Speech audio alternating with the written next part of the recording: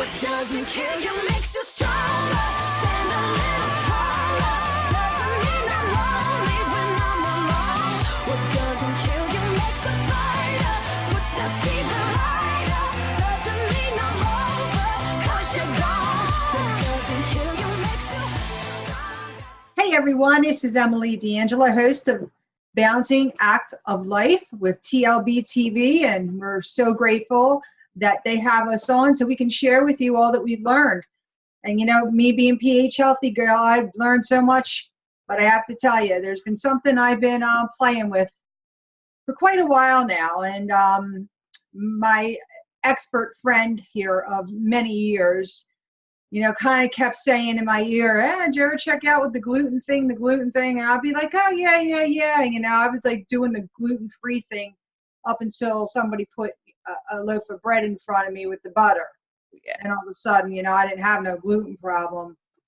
But the fact is, I had to just put myself through all kinds of testing and everything for my digestive system. And a 35-year-old rash that I had that nobody seems to understand where it comes from, nor were they alarmed about it, seems to be the creature that this expert on the other screen here knew about.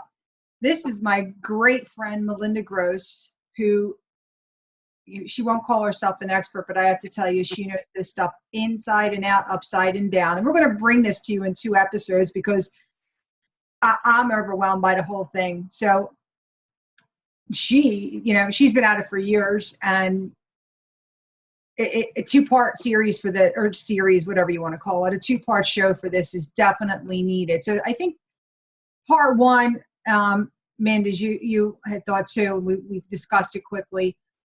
Let's just kind of talk about what our stories are, how we even came to know about it, because, you know, Mindy, say hi, everybody. Hi, guys. And Mindy, she learned it through marriage. Her husband is been the one that started with this, but I'm going to let her tell you. Go ahead, Mindy. Tell you how you started with all this, and you know, just go ahead. Well, Emilie, first I want to say thank you for having me on today, and thank you for TLB for the show and allowing me to tell my story. It started back in the late 80s. My husband and I were not married yet, but and he had been in a bad accident, a car accident that almost took his life, actually. The steering wheel hit his chest and sternum, and for months he was vomiting, and we didn't know what it was. Every doctor said that, you know, there was no leftover from the accident. And around the same time, we were talking to his sister, who was having a lot of stomach issues.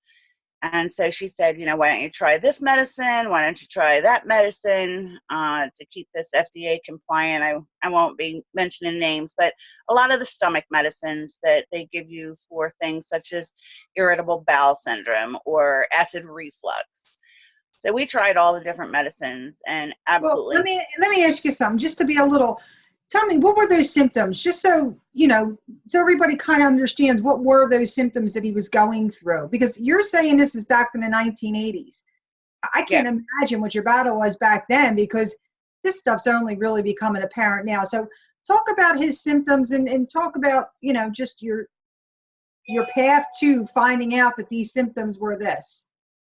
Okay.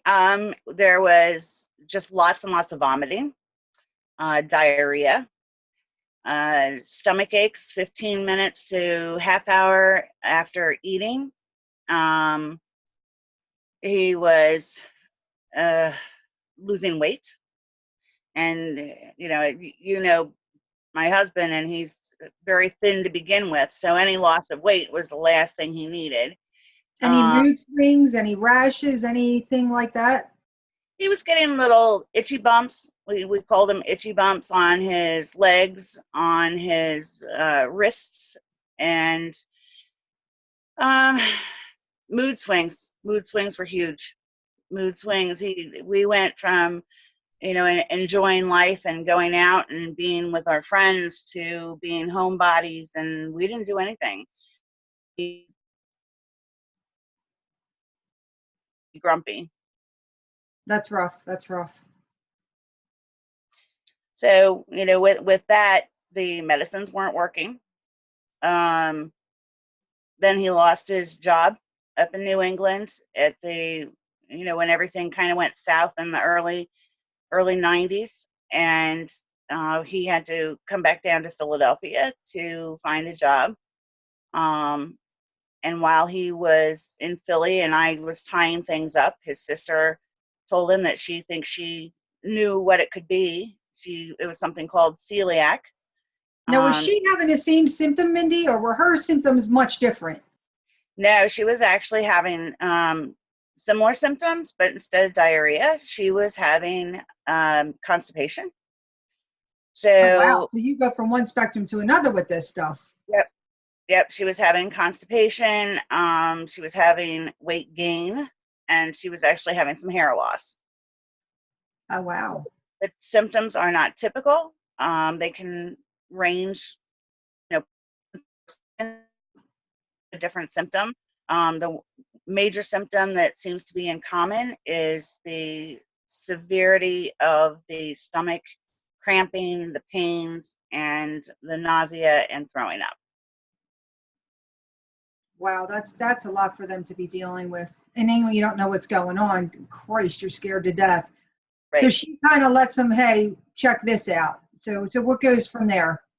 She actually went to many, many doctors that we didn't have available to us up in Massachusetts. And so being down in Philly, she was able to go to some of the university hospitals, and she just would not let up. She was tired of being sick, tired of being tired. And she wanted to know what is wrong with me. And so she found a doctor in Philadelphia who said, let's test you for something that I've been reading about, which is called celiac disease. And the celiac disease. What kind of doctor, do you recall? A gastrologist. It was a gastrologist. And with the celiac disease, it means that you would have to change your diet. It doesn't mean that you would have to be on medicine. It's basically diet-led. So they tested her. They did an actual internal GI test where they knocked her out, and they had to go in and scrape the villi from her GI tract.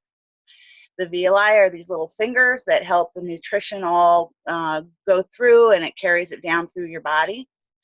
Her villi were dead. They were laying flat.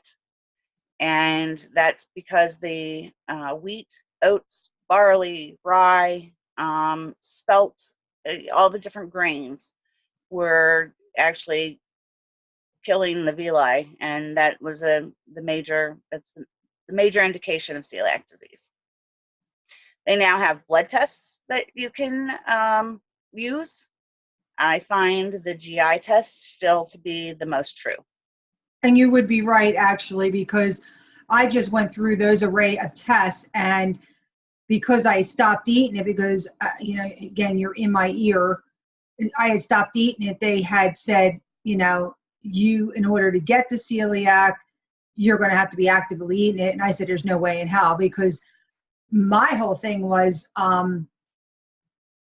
not just tummy problems, but, I work out, I eat pH healthy way, and I'm holding on to this weight and having this ungodly bloatness. Not to mention, I'm noticing now, it's funny that you said this about the bumps on the wrist. Never had them before. And I noticed when I went through my just recent 20th birthday. Yeah. Anyway, let's leave that one alone. I was like, what the hell are these? And it was only on my left hand, which I found to be odd. And as soon, 5 days, 6 days in, I said, you know what? I'm done with this gluten. Let me really make an effort here. I need to find 5 to 7 days in, no bullshit. All the stuff that I had sitting here for many years, gone. The bloatiness, gone. Within 14 days, the 10 pounds that I had been trying to lose and everything, gone. gone, waking up like this. I couldn't believe the difference. I'm like, you got to be kidding me. You've got to be kidding me. So you're right. You know, what you say about the symptoms and the realization of it, where, I know Bill's not a really easy person. Where did Bill start? Because Bill is like, screw you. I'm eating this. I'm doing that. I'm having my pretzel. I'm doing what I do every day. I don't want to hear this. But there's got to be a point that he's like I was. I'm tired of feeling this way. It's getting worse. And now here you are in the early 90s dealing with something that everybody still, I mean, even me at that time was like, oh yeah, what's that? And I'm healthy. Right. Where does Bill? Because like I said, Bill's like 95% of us. I ain't changing this. I ain't doing that shit. So where does he go? Believe it or not, the first thing that he cut out was actually beer. Oh my God. After work, it was normal for he and some of the workers to grab a beer before they came home. And he noticed that he just couldn't drink anymore. Like there was no explanation. He would just like immediately get sick as if he had sat down and drank a case of beer and it would be half a beer. So that's where he started. That's once he started cutting that out, like you said, that 5 to 7 days, he noticed a huge difference. Oh shit. But then it got to where he couldn't. Okay, so at this point, his sister has educated him enough to know that it's these whole grains, and now he's noticing beer because, you know, beer's what? Barley, all that. Okay. So now he's like, oh shit. But that's what you don't think about that. You know, you've been told it's grains, so you're cutting out your bread, you're cutting out your cookies and your cakes, but you're still having a beer. You don't think the liquid. You don't think the barley. No, you're right. And so that was our biggest change, was knocking out the alcohol, because it's not just beer, it's other liquors as well. You have to keep track how they're distilled, how they're processed, where they're processed. So, you know, in knocking out the alcohol wasn't really that big of a deal. It was then learning that wasn't what it was, that there was more to it. And because you just want to think it's this one thing and eliminate it and everything else is okay. And I can fully understand that. Right. Because it's been such a learning experience for me. Is, you know, I'm pH healthy, and, you know, I'm drinking greens every morning, fruits and vegetables, doing all that, but I'm still using, you know, a little bit of mayo here, ketchup, and I'm learning all these things. But again, I have so many gluten-free items now. How did you do this 100%? Because you didn't know these things. You have to understand that the gluten-free items that we have available to us now, in the 80s, nobody had even heard of celiac disease or gluten-free eating. So we didn't have that available to us. We had to go back to the very basics: meats, potatoes, vegetables, the fruits, just old-fashioned farm to table eating. Back to basics.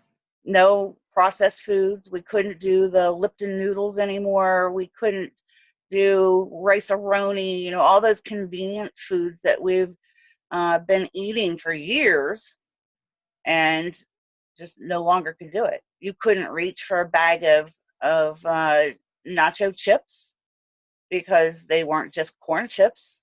They had wheat in them, or the whatever the seasoning is on them was mixed with wheat. Right. God, you see, that's not disclosed in there, or is it? Is that kind of stuff disclosed, like with the coatings of things? It is now. It is now. But it wasn't then. I'm talking then. No, back then, no. Wow, what a battle. What a It was battle. very limited. The labels were very limited, and they didn't have to be. You know, people were just learning about nutrition and ingredients. So you just had, you know, very simple, it would say seasoning, or it would So say go from modified there. food I mean, source. was there medication? Was there antacids? I mean, I know that sounds stupid. I don't even know why I said it, but I guess I'm thinking like Tums, a coating, Well, that's what we ate. that's the big one.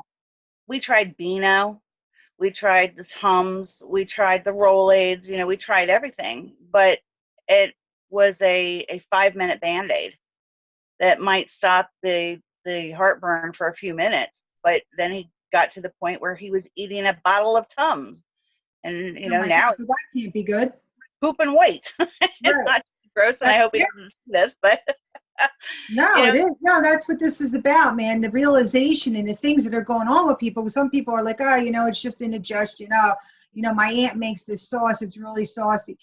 But you're walking around every day, it's just not feeling right. And, you know, and then that's why your symptoms and stuff that you can share, like from the early stages of back when, that's the kind of stuff you need to share, because people that aren't like you and me in this mindset and so aware right now of gluten-free, they're still right. living in the 80s and the 90s in their head, Mindy.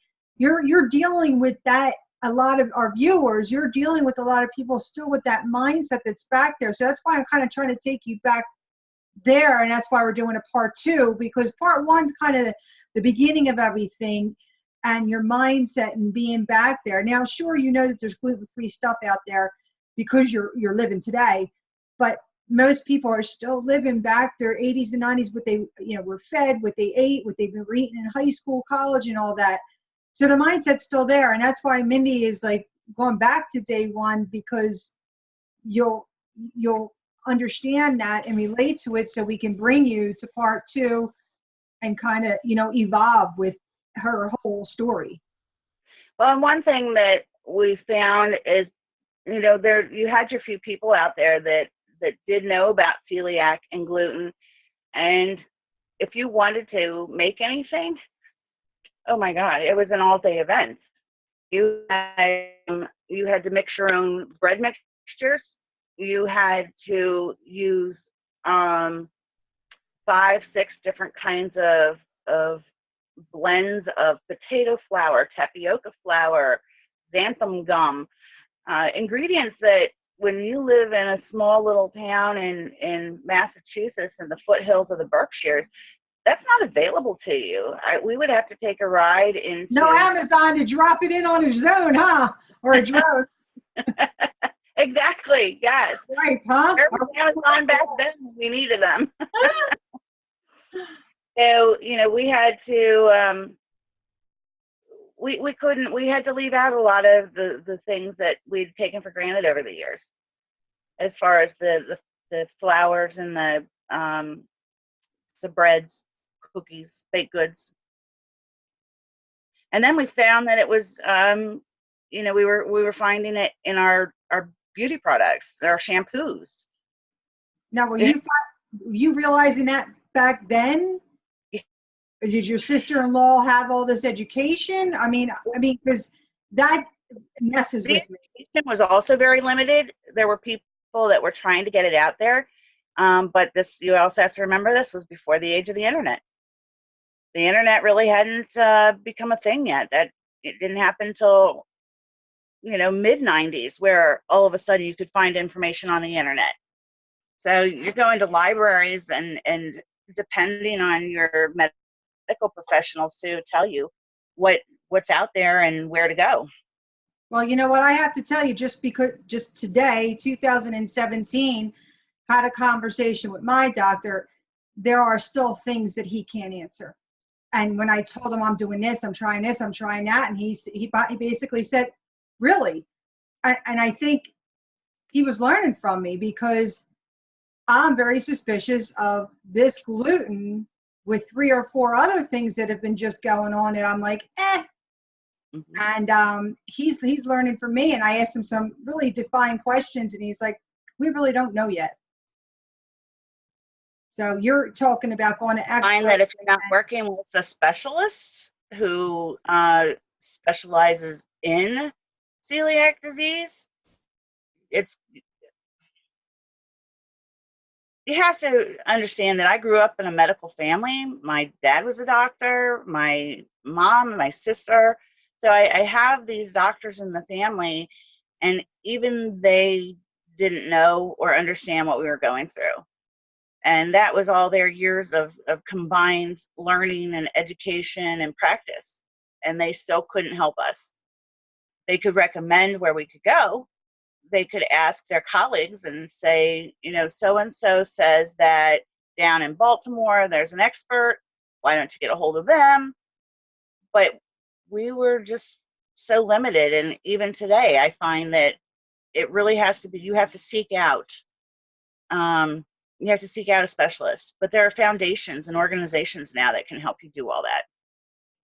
There's a lot of people like yourself, the bloggers that are going through it so intently and living it and trying this recipe and trying this or doing that. And they're honestly, I've learned more from you and people who are living it, because they're like, it's not like it's not in like a nightmare, but it becomes that when you are, like Mindy said, affected.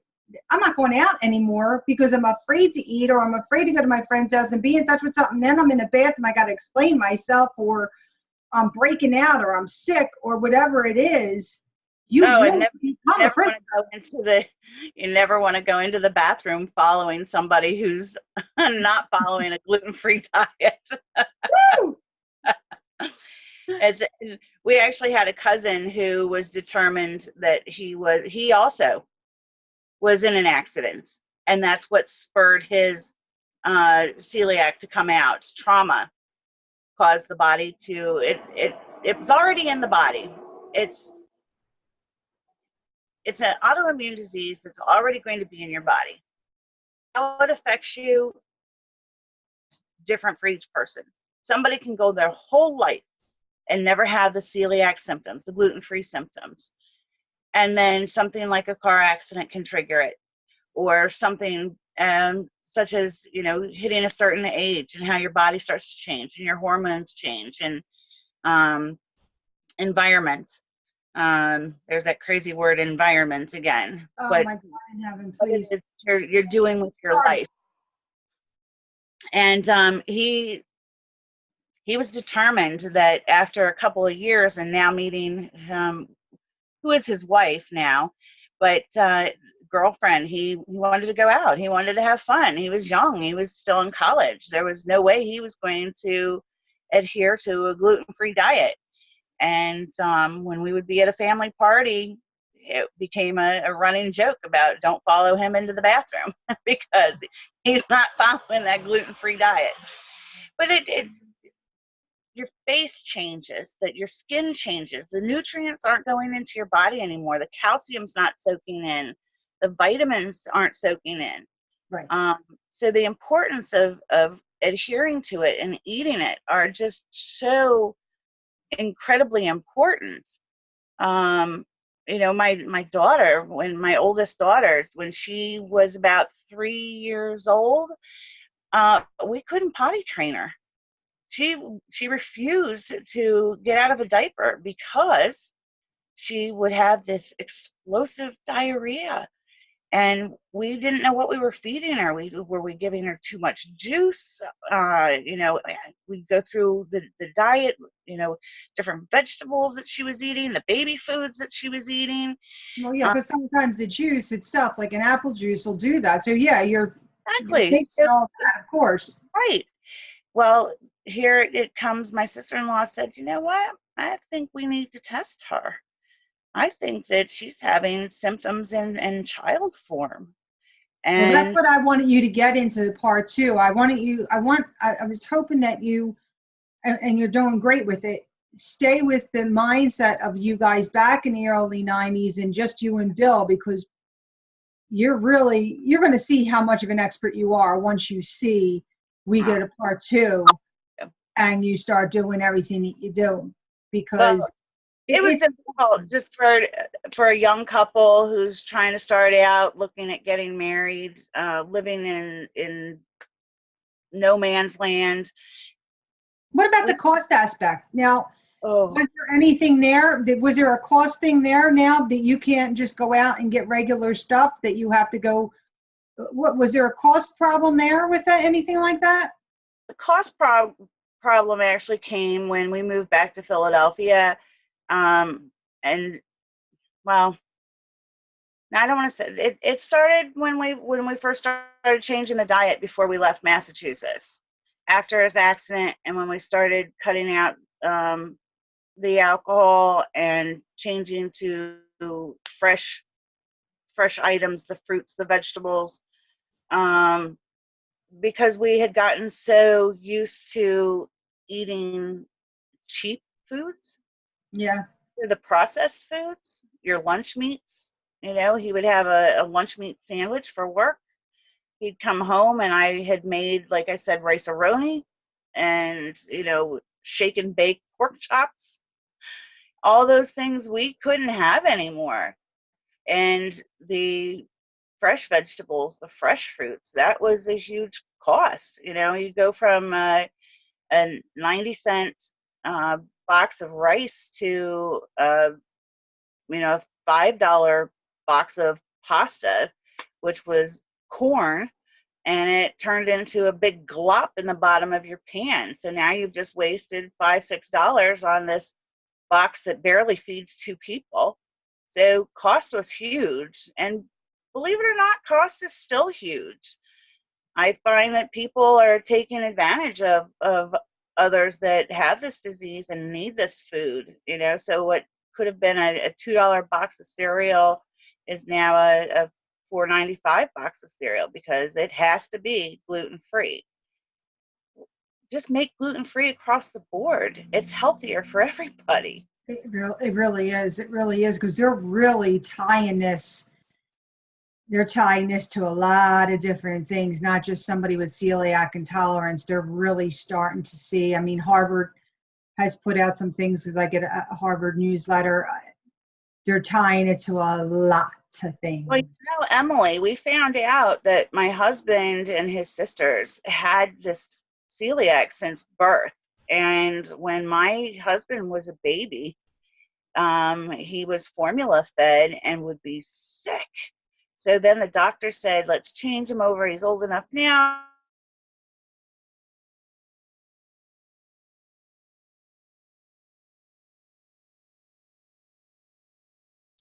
Okay, guys, I think we lost Mindy on this one, but we're gonna finish this up, part 1, because we just really wanted to give you the background of it, especially for people who are not, familiar with it. And the next part is kind of going to evolve into it a little bit more, but now you kind of know the early symptoms. Okay, as I said, we lost her. She went to, what do you call it, land? But we will get her back, and we will talk to you in part 2 of gluten, the history, and living gluten-free, and realizing if you have gluten problems or not. So this is Emilie DeAngelo signing off with the Balancing Act of Life with Melinda Gross. Gluten part 1. See you soon for gluten part 2. Thank you.